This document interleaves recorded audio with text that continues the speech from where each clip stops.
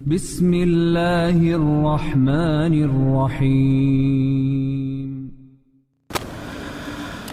Alhamdulillah wassalatu wassalamu ala Rasulillah wa ala alihi wa sahbihi wa mawalah wa la hawla wa la quwata illa billahi wa ba'du. Alhamdulillah, pada malam hari ini kita masih diberikan nikmat oleh Allah Subhanahu wa taala di tengah-tengah hujan yang tak kunjung berhenti, akan tapi tidak mematahkan semangat untuk thalabul ilmi. Salawat dan salam kita haturkan kepada Nabi kita yang mulia alaihi salatu wassalam. Allahumma salli ala Muhammad wa ala alihi wa sahbihi wa man sara ala nahji ila yaumiddin. Pembahasan pada malam hari ini kita akan membahas tentang sejarah asal muasal Bani Israel dan kaitannya dengan orang-orang Yahudi. Di dalam Al-Quranul Karim, Allah Subhanahu wa ta'ala selalu memberikan tiga istilah yang berbeda. Terkadang Allah Subhanahu wa ta'ala menyebutkan dengan kata-kata Bani Israel. Ya Bani Israel, udhkuru ni'matallah alaikum. Tapi terkadang juga Allah Subhanahu wa ta'ala menyebut dengan kata-kata Ahlul Kitab. Qul ya ahlal kitab ta'alau ila kalimatin sawa bainana wa bainakum alla na'budu illallah. Atau terkadang Allah Subhanahu wa ta'ala mengistilahkan dengan kalimat Yahudi. Wa qalatil yahud Uzair ibnullah. Tentu istilah-istilah ini ada maksud di dalam Al-Quran. Kenapa dibedakan panggilannya? Terkadang Bani Israel, terkadang Yahudi, terkadang Ahlu Kitab. Sebagian para ulama mengatakan apabila disebutkan dengan bahasa Bani Israel, maka maksudnya Allah mengingatkan akan nikmat-nikmatnya yang Allah berikan kepada mereka. Allah ingatkan. Jadi kalau Allah mengingatkan tentang nikmat, maka Allah akan panggil dengan sebutan Bani Israel. Tetapi kalau seandainya bentuknya celaan, maka selalu disebut dengan kata Yahudi. Tetapi kalau seandainya bentuknya adalah dua agama yang disebut, Yahudi dan Nasrani, maka biasanya disebut dengan kata-kata Ahlu Kitab. Karena Ahlu Kitab itu bukan Yahudi saja, tetapi masuk padanya Nasrani. Inilah tiga sebutan di dalam Al-Quran yang berkaitan dengan Bani Israel dan juga Yahudi. Para ulama mengatakan bahwa kalau disebut Bani Israel, berarti ini bicara nasab. Ingat, kalau disebut Bani Israel berarti bicara tentang nasab. Tapi kalau bicara Yahudi berarti bicara agama, agama Yahudi. Kalau disebut Bani Israel berarti bicara nasab, maksudnya anak cucu daripada Yakub. Itu disebut Bani Israel. Seluruh anak cucu Yakub disebut Bani Israel. Ya Musa, Isa, Zakaria, Yahya, Sulaiman, Daud, itu semua Bani Israel. Ya. Termasuk juga kalau kita melihat dalam Al-Quranul Karim, Allah Subhanahu wa ta'ala tidak mengatakan wala tarda anka Banu Israel. Tapi wala tarda ankal yahud wan nasara hatta tattabi'a millatahum. Allah tidak mengatakan tidak akan redha Banu Israel dan juga orang-orang Nasrani terhadap kalian, tapi Allah bahasakan tidak akan redha orang Yahudi dan Nasrani. Kenapa? Karena Banu Israel tidak semua kafir. Ada yang muslim, ada yang baik, ada yang tidak baik. Banu Israel itu kan umum. Beda dengan Yahudi, dia agama Yahudi. Makanya Allah Subhanahu wa taala tidak pernah memanggil ya ayyuhal Yahud, tapi ya Bani Israel. Iya kan? Masyarul muslimin yang dimuliakan, karena Yahudi itu muncul setelah Nabi Musa, sementara Bani Israel itu sudah ada sebelum Nabi Musa. Karena kalau cerita Bani Israel berarti cerita keturunan Yakub. Baik, saya akan cerita sedikit. Ibrahim alaihi salatu wassalam, Allah Subhanahu wa taala karuniakan dua keturunan yang melahirkan Nabi. Pertama Ismail dari jalur Hajar, yang kemudian melahirkan anak turunannya penutup para nabi dan rasul, Nabi Muhammad sallallahu alaihi wasallam, nabi kita. Kemudian jalur yang kedua, maka Ibrahim alaihi salatu wassalam dikaruniakan anak dari jalur Sarah, namanya Ishak. Dari turunan Ishak inilah lahir para nabi yang banyak, ribuan para nabi yang diutus kepada nabi-nabi Bani Israel. Diutus kepada Bani Israel itu banyak para nabi. Lah dari Ishak ini lahirlah anak turunan yang disebut Yakub. Ishak ini dikaruniakan oleh Allah Subhanahu wa taala dua anak kembar. Ketika bayi pertama keluar, kemudian Ishak memberi nama Rum, atau kunyahnya Al-Asfar, keturunannya disebut Bani Asfar. Yang kedua,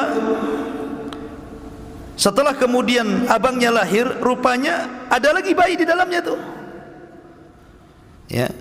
Kemudian melahirkan lagi, maka bayi itu disebut Yakub. Karena apa? Lahir setelah abangnya lahir. Itu bahasa Arabnya Yakub namanya. Yakubu akhu. Jadi nyusul abangnya begitu. Maka disebut Yakub. Ya. Lah Yakub ini disebut Israel. Ada yang mengatakan Israel ini kan dari bahasa Ibrani. Ada yang mengatakan il itu artinya Allah. Israel itu artinya Abdullah. Ada yang mengatakan Israel artinya sara ilallah, artinya hijrah kepada Allah. Ada dua makna dalam bahasa Ibrani.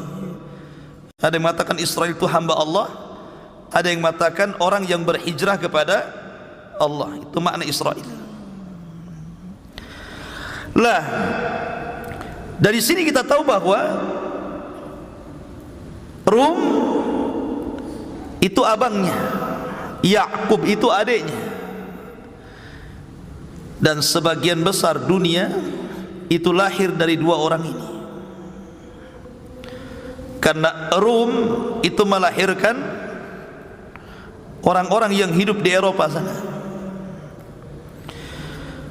Disebutkan dalam sebuah hadis Nabi sallallahu alaihi wasallam dari Auf ibn Malik radhiyallahu an, "Ataitun Nabiyya sallallahu alaihi wasallam fi ghazwati Tabuk."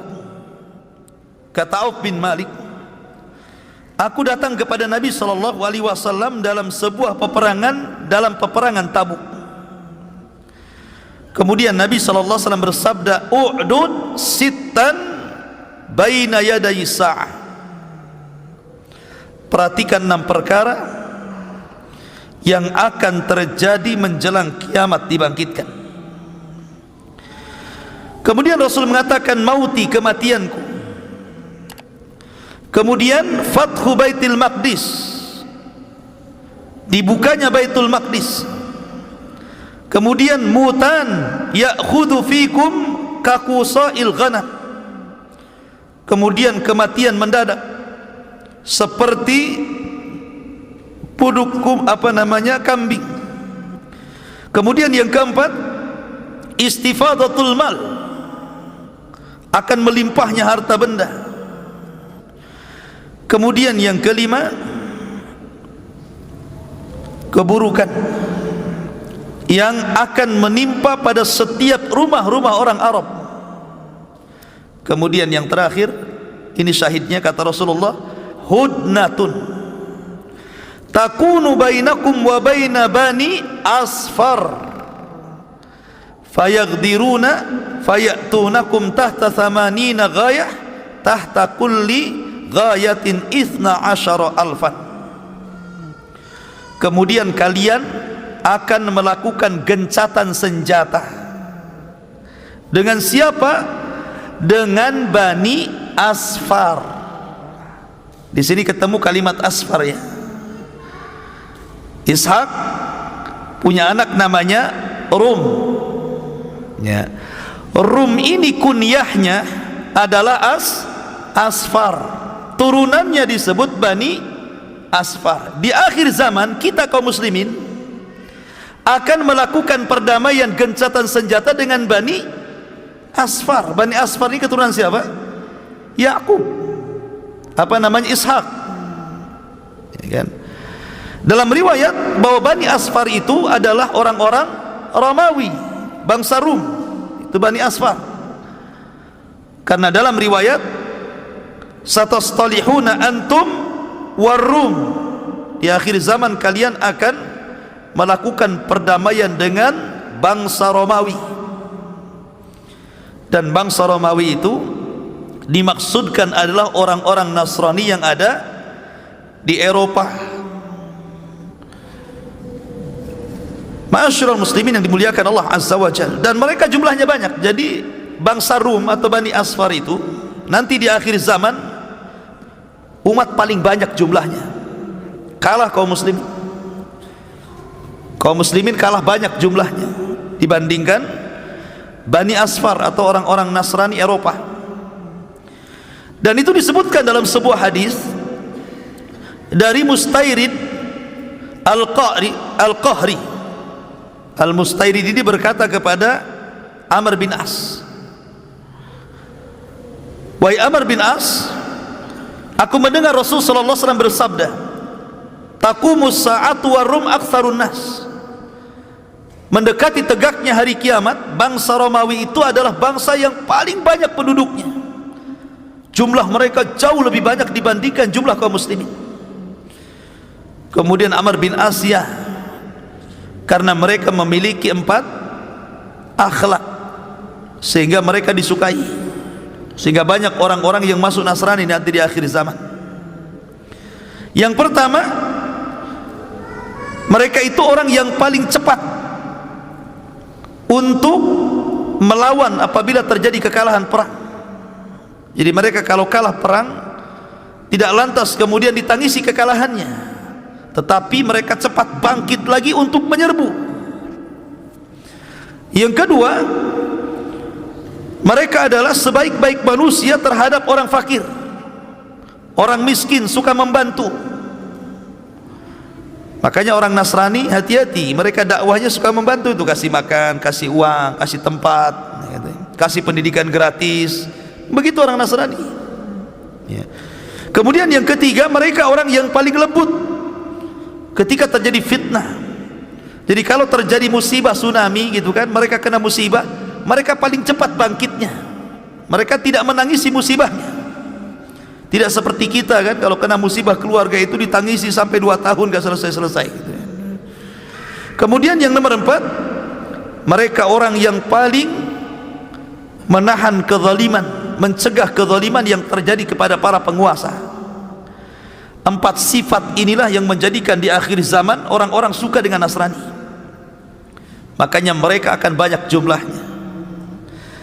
Lah orang-orang Nasrani ini, orang-orang yang ada di Eropa itu keturunan Bani Asfar, dan Asfar itu nama lain daripada Rum, dan Rum itu anak daripada Ishak, dan dia adalah saudara daripada Yakub.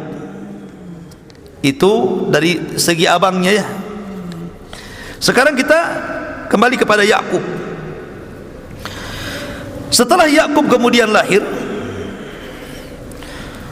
dan kita tahu bahwa Allah Subhanahu wa taala berjanji kepada Ibrahim alaihi salatu wassalam bahwa dia akan menyaksikan anak dan cucunya. Jadi Ibrahim itu ketika Yakub lahir dia masih hidup. Dan itu disebutkan di dalam Al-Quranul Karim, di mana Allah Subhanahu wa taala mengatakan wa basyarnahu bi Ishaq wa min wara'i Ishaq Yaqub, dan kami beri kabar gembira dengan kelahiran Ishak, dan di belakang Ishak akan lahir Yakub. Artinya Ibrahim akan melihat anak dan cucunya. Jadi masih hidup ketika Yakub lahir, tapi kemudian setelah itu meninggal. Lah ketika kemudian keduanya sudah besar, antara Rum dengan Yakub ini terjadi permasalahan besar, sehingga Rum mengancam untuk membunuh Yakub. Akhirnya Yakub pun diperintahkan untuk pergi. Maka pergilah Yakub menuju sebuah tempat di Irak, ada yang mengatakan di Haran, ada yang mengatakan ke Irak, karena Irak itu kan tempat lahir kakeknya Ibrahim. Ibrahim kan dulu di Irak, kemudian hijrah ke Syam, artinya di Irak ada saudaranya, ada paman-pamannya di sana. Makanya Yakub kemudian untuk menghindari terjadi pembunuhan, maka dia pun pergi ke mana? Ke Irak, ke Haran, ada yang mengatakan ke Haran, ada yang mengatakan ke Irak. Maka berjumpalah dengan salah satu pamannya namanya Laban. Pamannya Laban. Lah setelah kemudian Laban ini kan punya dua anak tuh, anak perempuan. Satu namanya Lia, itu kakaknya. Lia, bukan Lia Eden ya, Lia. Kemudian adiknya namanya Rahil. Lah Yakub ini tertarik dengan Rahil, tertarik dengan Rahil. Akhirnya kemudian pamannya ini mengatakan, boleh kau menikah dengan Rahil, dengan salah satu putri saya, kata Laban ini, asal kau beramal bekerja untukku. Ada yang mengatakan 7 tahun, ada yang mengatakan 10 tahun, persis seperti kisahnya Musa. Musa kan bekerja dulu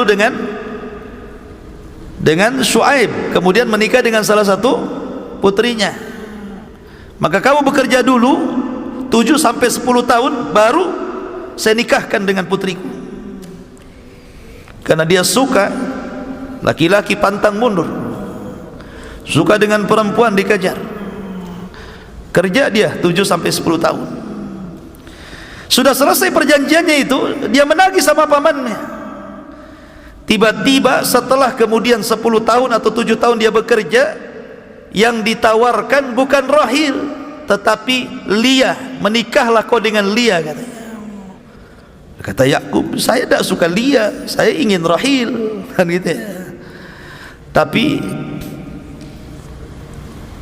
Laban pamannya mengatakan, syariat dulu seperti itu, tidak boleh menikahi adiknya sebelum kakaknya menikah. Dan tradisi ini juga ada sampai sekarang kan, tidak boleh menikah adiknya kalau abangnya belum menikah. Berapa banyak akhirnya abangnya nggak nikah-nikah, adiknya akhirnya juga ikut-ikutan karena kakaknya nggak nikah-nikah, nggak laku-laku.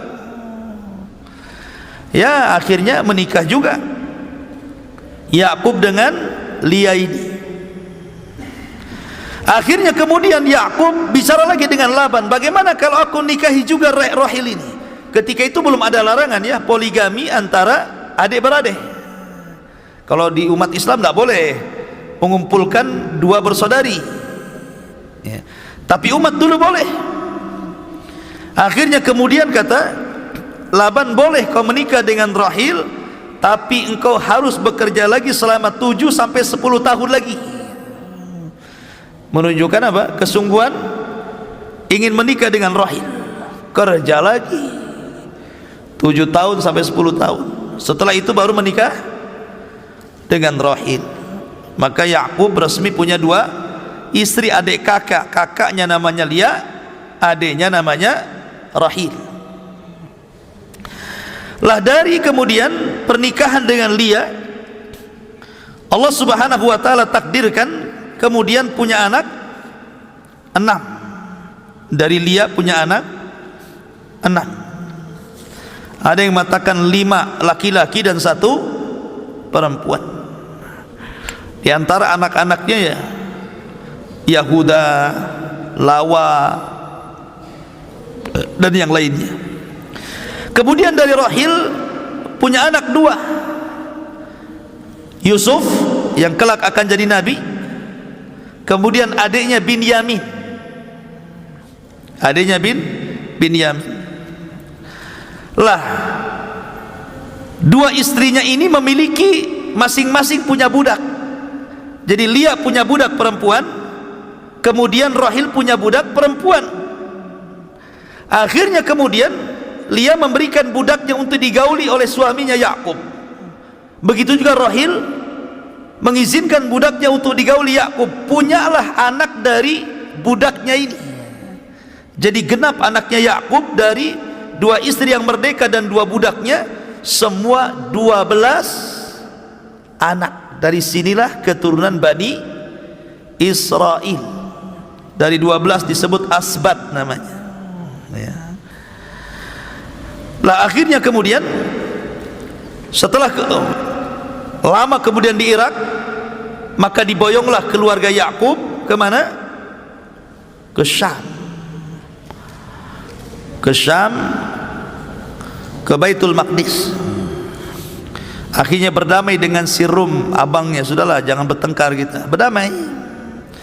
Dan Yakub pun mendoakan kepada anak-anaknya, Allahumma barik fiyya waj'al fi dzurriyyati nubuwatan wa kitaban. Ya Allah, berkahilah diriku dan jadikan anak keturunanku para nabi, dan engkau turunkan kitab kepada mereka.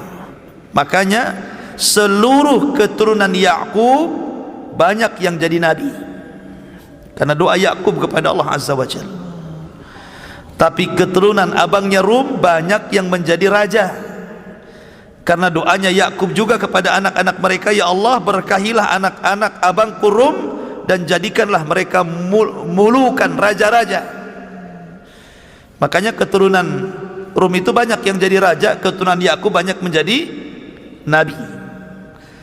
Sampai kepada masa Talut, barulah kemudian dari pihak Yakub ada yang ganda menjadi nabi dan raja, dimulai daripada Daud alaihi salatu wassalam, kemudian turun kepada anaknya Sulaiman.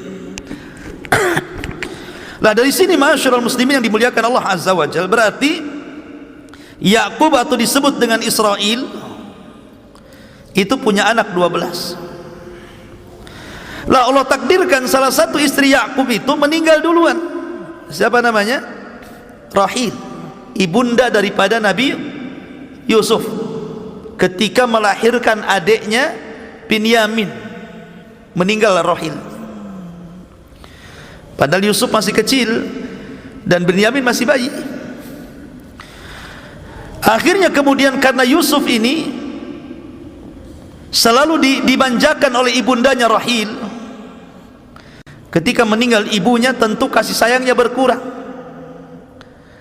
Akhirnya kemudian untuk menutupi kasih sayang ibunya, maka sebagai ayah Yakub memposisikan dirinya bukan hanya bapak tetapi ibu bagi Yusuf dan Binyamin. Jadi kasih sayangnya lebih dibandingkan saudara-saudara yang lainnya. Dari sinilah kecemburuan muncul. dari saudara-saudara Nabi Yusuf, kenapa bapak saya kok lebih cinta kepada Yusuf dibandingkan kepada kami, katanya. Padahal Yakub itu tujuannya apa? Mengobati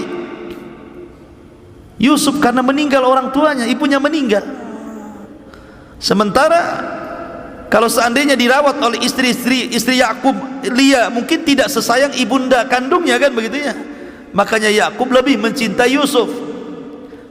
Apalagi setelah kemudian Yusuf bermimpi bahwa dia melihat 12 bintang yang sujud kepadanya, tanda kenabian. Makin sayang lagi Yakub kepada Yusuf, makin hasad lagi kawan-kawannya, saudara-saudaranya itu.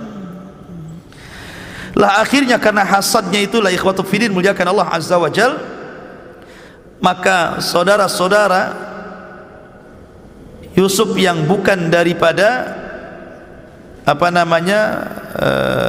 Rahil, tapi dari Lia, maka mereka sepakat untuk mencelakai Nabi Yusuf alaihi salatu wassalam. Dari sinilah kita kenal dengan kisah pembuangan Yusuf ke dalam sumur. Singkat cerita bahwa Bani Israel ini, ikhwatu fiddin, ada yang baik seperti Yusuf dan Benyamin baik, ada yang jahat seperti saudara-saudaranya. Sehingga mereka kemudian sepakat, sebagian mereka mengatakan uqtulu Yusuf, bunuh saja Yusuf itu, katanya. Yang lain mengatakan awit rahuhu ardon, atau kita lempar saja ke hutan. Yang lain mengatakan la taqtulu Yusuf wa alqu fi ghayabatil jub, jangan dibunuh, kita buang saja ke tempat yang jauh, katanya. Kemudian macam-macam ide gitu kan. Intinya mereka sepakat untuk menyakiti Yusuf gitu ya. Cuman ada yang lebih jahat, ada yang agak rendah kejahatannya gitu saja. Dari sini bahwa Bani Israel itu bertingkat-tingkat, ada yang baik, ada yang jahat gitu.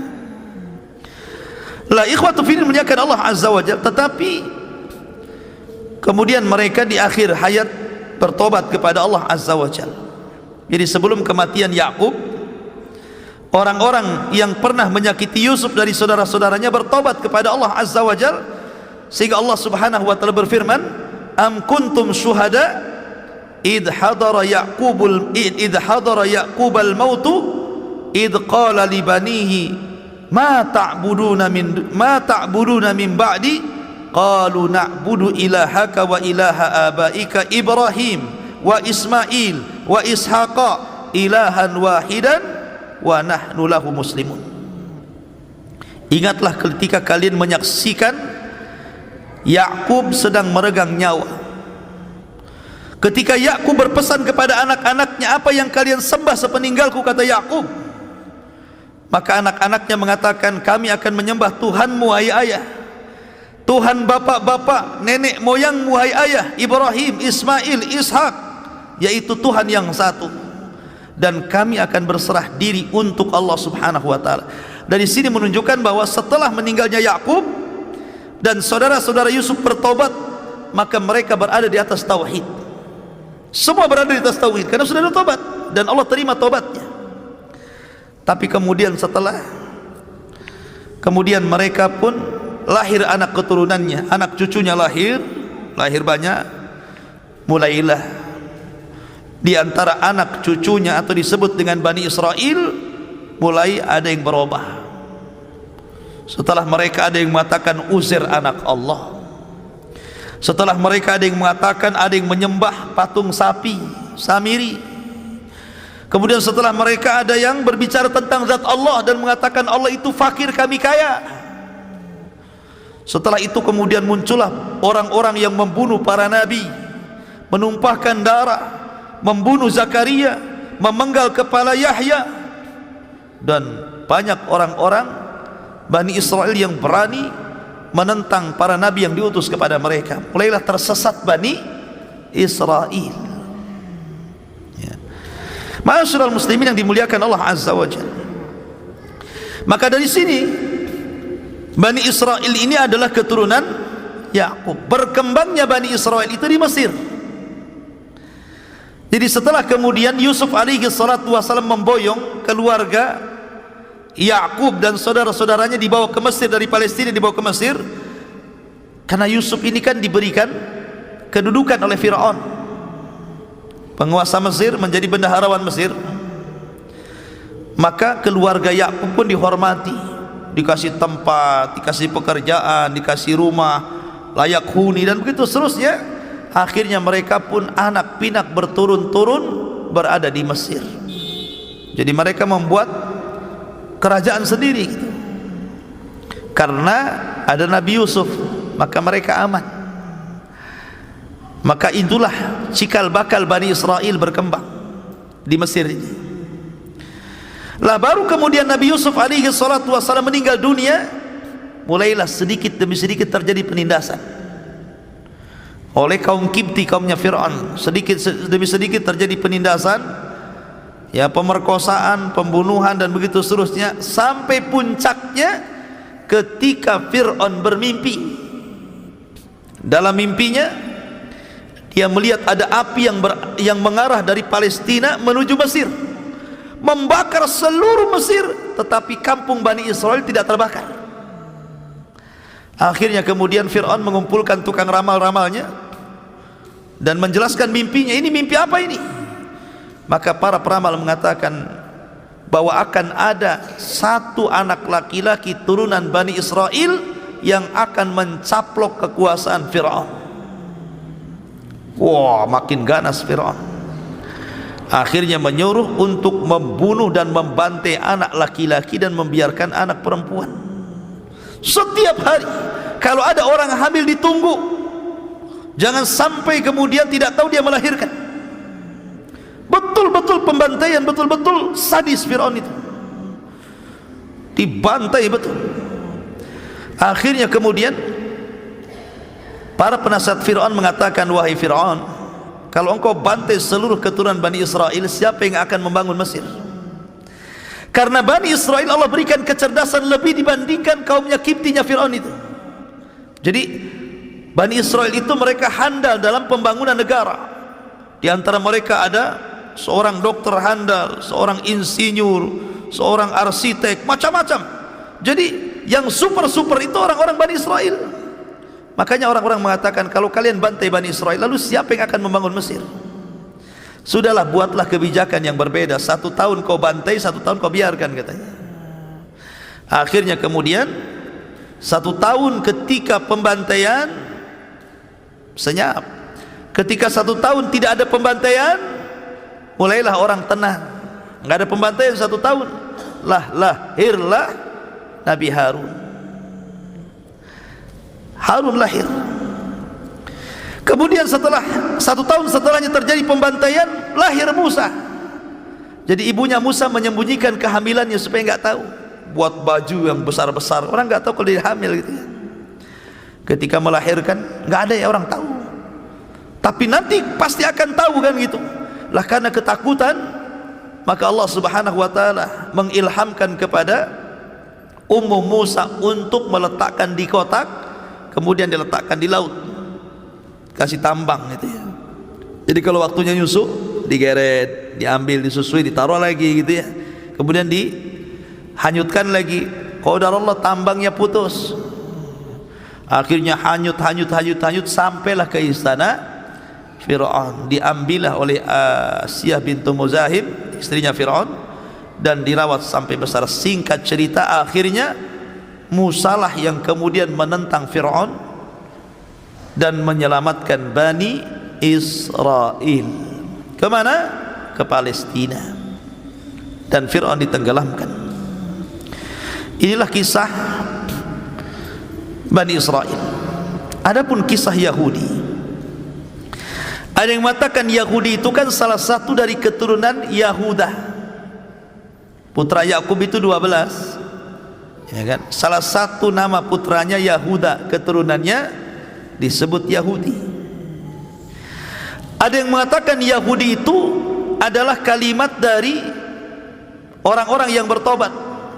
Jadi ketika Nabi Musa alaihi salatu wassalam mengambil Taurat, tiba-tiba Bani Israel kufur dengan cara apa? Menyembah anak patung yang dibuat Samiri. Kemudian mereka dimintai tobat dan mereka mengatakan hudna ilaik, kami kembali kepadamu ya Allah. Hudna, kami kembali kepadamu. Ketika mereka mengatakan hudna, maka mereka dikatakan Yahudi. Jadi orang-orang yang sebelumnya menyembah sapi, patung sapi, kemudian bertobat dan mengatakan hudna, lah ketika itu mereka disebut Yahudi. Berarti kejadiannya apa? Setelah Nabi Musa, ya, munculnya Yahudi setelah Nabi Musa kan? Bukan sebelum Nabi Musa. Sebelum Nabi Musa tidak ada Yahudi, yang ada Bani Israel. Ada juga yang mengatakan disebut Yahudi itu karena mereka yataharrak, tahawad artinya yataharrak, bergegas untuk membaca Taurat itu, maka mereka disebut Yahudi. Wallahu a'lam, ini penamaan Yahudi. Tapi itulah yang disebutkan para ulama. Ada yang mengatakan keturunan Yahuda, ada yang mengatakan kalimat mereka ketika bertobat hudna ilaik, karena mereka bertobat. Ada juga yang mengatakan karena mereka cepat membaca Taurat, maka mereka disebut Yahudi. Tetapi ikhwatu fiddin, di sini ada perbedaan antara Israel dengan Yahudi. Antum jangan katakan bahwa Yahudi itu adalah orang-orang Israel. Israel di bahasa kita, bahasa Arabnya Israel, itu bukan Yahudi. Israel lah, Bani Israel, maksudnya Yakub. Kalau Israel itu, kalau Yahudi berarti beda. Kalau dikatakan bahwa Israel itu Yahudi, salah, karena Israel itu nasab, anak keturunan Yakub. Ada Yahudi, ada Nasrani. Keturunan Yakub itu kan terbelah juga tuh, ya, terbagi menjadi berbagai macam agama. Tetapi yang paling banyak dari keturunan Bani Israel, kalau tidak masuk Yahudi, masuk Nasrani. Jadi Nasrani juga turunan Bani Israel. Karena ketika Nabi Isa alaihi salatu wassalam diutus, Isa diutus kepada Bani Asfar dan diutus kepada Bani Israel. Tetapi Bani Israel menolak. Sebagian mereka menolak karena menganggap bahwa Isa itu anak zina. Tapi Bani Asfar, orang-orang Romawi, menerima. Makanya berkembang Nasrani di Eropa sana, karena Bani Asfar yang menerima dakwahnya Isa.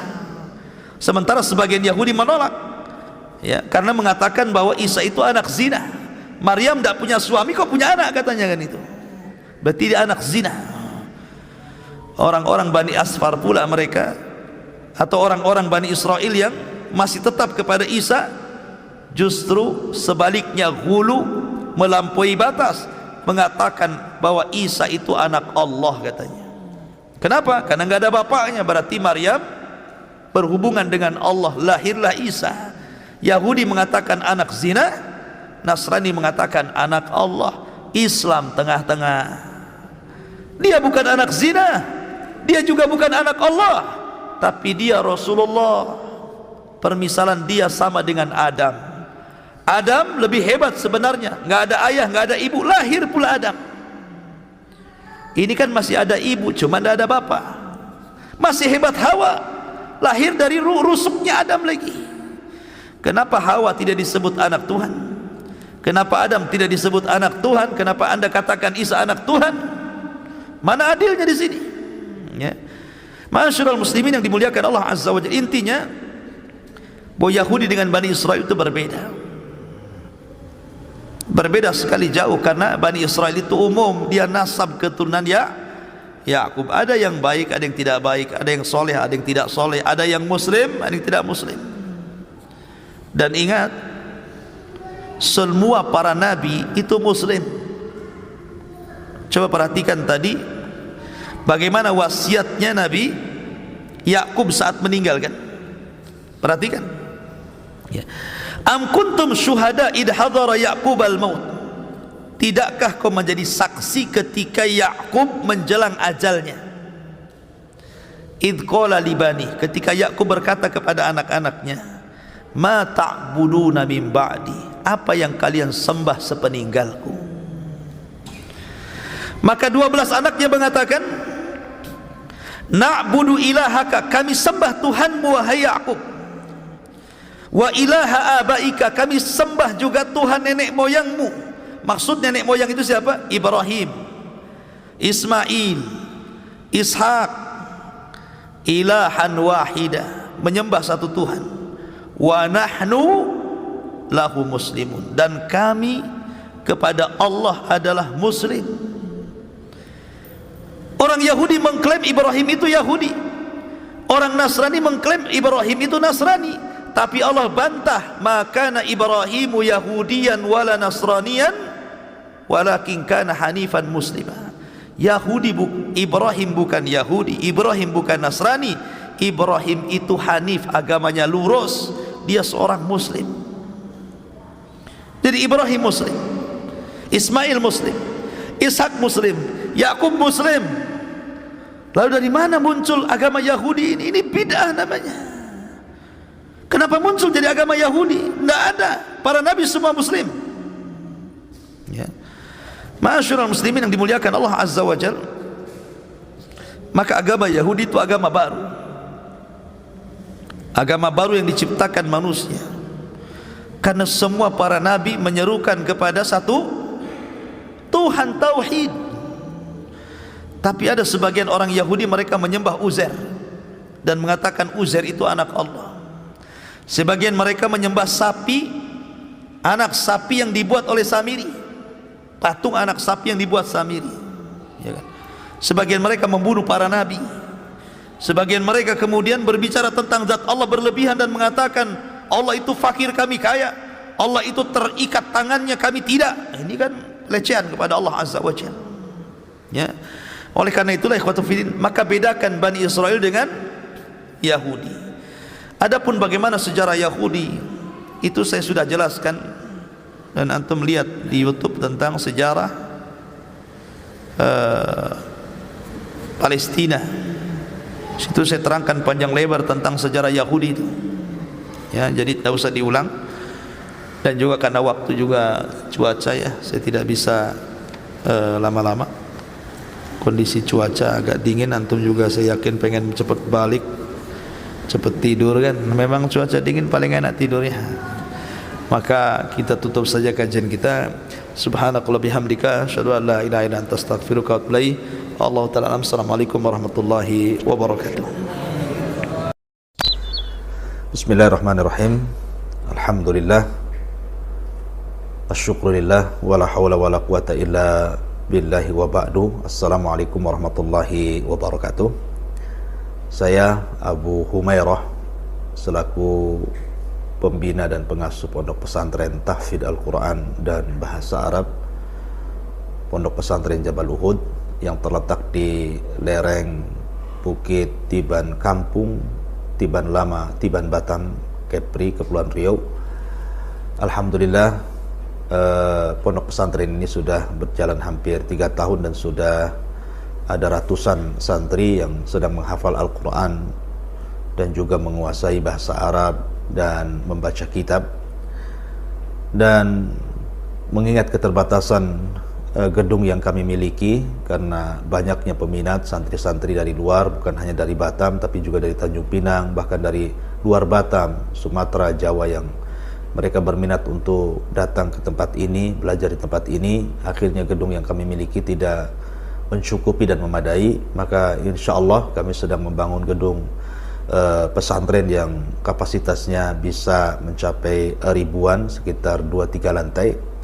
Tetapi bagaimanapun kalau bukan karena Allah Subhanahu wa taala, kemudian kaum muslimin yang ikut berpartisipasi membangun pondok pesantren Tahfidz Al-Quran di tempat kami, tentu kami bukanlah siapa-siapa dan kami juga tidak bisa apa-apa, semua karena pertolongan Allah Subhanahu wa taala. Sehingga kami mengutuk hati-hati kaum muslimin untuk ikut menyumbangkan sebagian hartanya membantu pembangunan pondok pesantren bahasa Arab dan Tahfidz Al-Quran untuk mencetak para generasi Al-Quran di masa yang akan datang. Nabi SAW bersabda, ma naqasa min malis sadaqah, ma naqasa min malis sadaqah, tidak mungkin berkurang harta yang disedekahkan, tidak mungkin berkurang harta yang disedekahkan. Subhanakallah bihamdika asyhadu an la ilaha illa anta astaghfiruka wa atubu ilaik. Assalamualaikum warahmatullahi wabarakatuh.